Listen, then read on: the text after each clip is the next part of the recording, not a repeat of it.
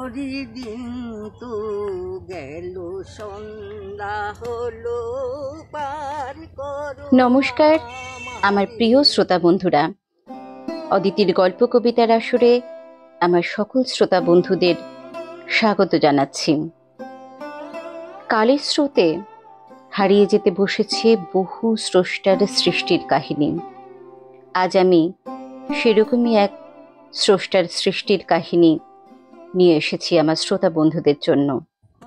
হরিদিন তো গেল সন্ধ্যা হলো পার করো আমারে। এই গানটির সাথে পরিচয় খুব ছোটবেলার থেকেই। আমার মার দিদিমা থাকতেন বসিরহাটে, থুত্থুরে বৃদ্ধা। আমি তাকে বড়মা বলে ডাকতাম। উনি নিজের হাতে বোনা খেজুর গাছের চাটাই বিছিয়ে পা ছেড়ে মাটির দেওয়ালে পিঠ ঠেকিয়ে বসে এই গানটি গাইতেন। আমি তার পাশে বসে মুগ্ধ হয়ে শুনতাম। দেখতাম তার দু চোখ বেয়ে জলের ধারা বইছে। এরপর পরিচিত হলাম এই গানটির সাথে সত্যজিৎ রায়ের বিখ্যাত সিনেমা পথের পাঁচালীতে।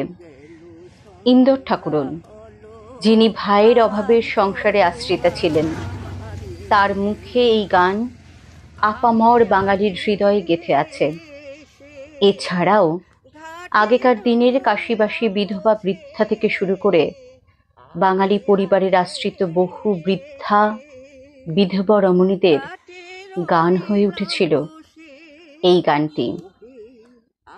শ্রোতা বন্ধুরা, আপনারা ভাবছেন আমি হঠাৎ এই গানটি নিয়ে পড়লাম কেন? আজ আমি আপনাদের এই গানের ইতিহাস সম্পর্কে জানাবো। হরিদিন তো গেল সন্ধ্যা হলো পার করো আমারে। এই বিখ্যাত লোকসঙ্গীতটি কেবল হরির উদ্দেশ্যে রচিত তাই নয়, এটির রচয়িতাও হরি, মানে কাঙাল হরিনাথ। 19 শতকের বাংলার এক খ্যাতনামা সাংবাদিক তথা সমাজকর্মী, অথচ তিনি কাঙাল। তার দাওয়ার ছিল অনেক কিছুই, চাওয়ার ছিল না কোনো কিছুই, তবুও তিনি কাঙাল। কারণ তিনি চেয়েছেন মুক্তি, যন্ত্রণা থেকে মুক্তি, পরাধীনতা থেকে মুক্তি।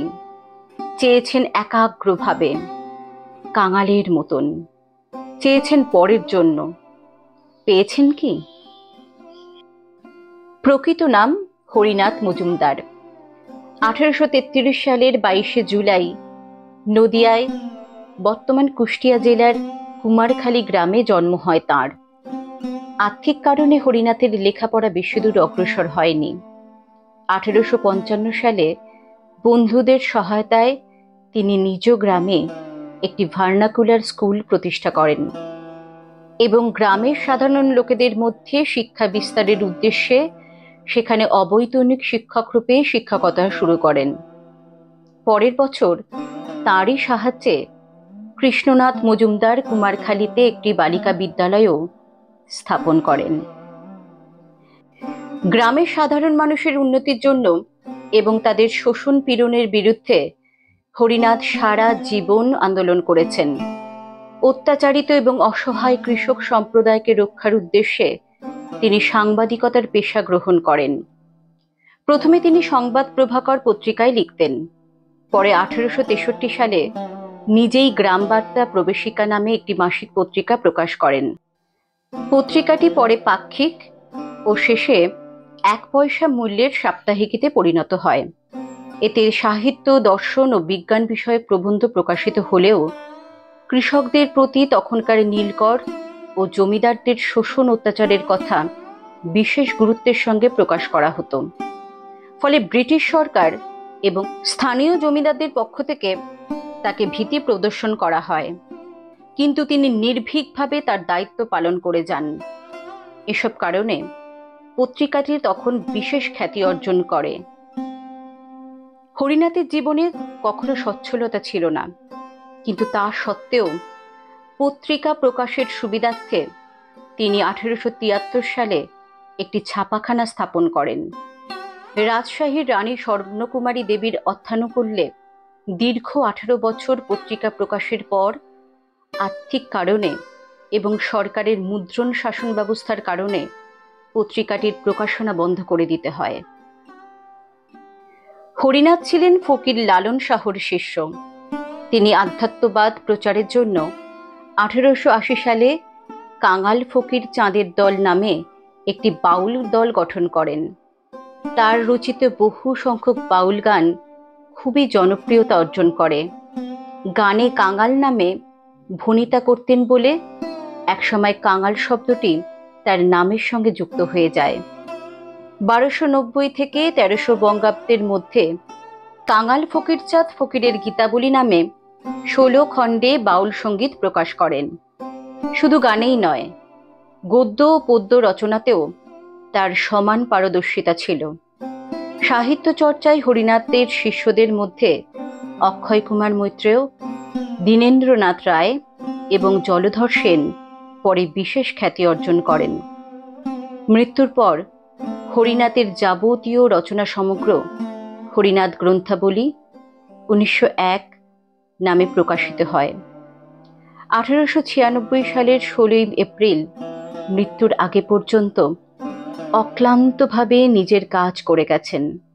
হয়তো তার পত্রিকা বা সাংবাদিকতার সুনাম সম্পর্কে শহুরে বাঙালি সেদিনও বিশেষ ওয়াকিবহাল ছিল না, আজও নেই।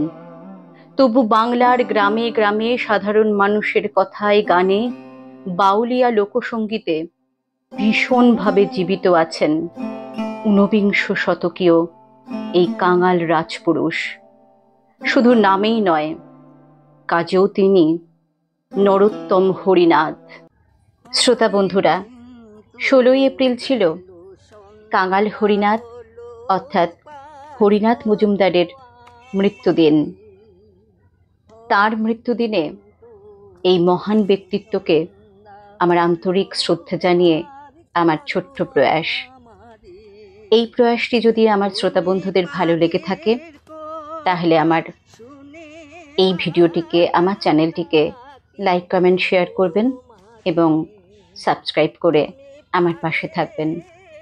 নমস্কার শ্রোতা বন্ধুরা, আবারও দেখা হবে এরকমই কোনো বিষয়ের উপরে গল্প নিয়ে, প্রবন্ধ নিয়ে, কবিতা নিয়ে। ভালো থাকবেন, সুস্থ থাকবেন, সুস্থ মনন চিন্তনে থাকবেন। নমস্কার।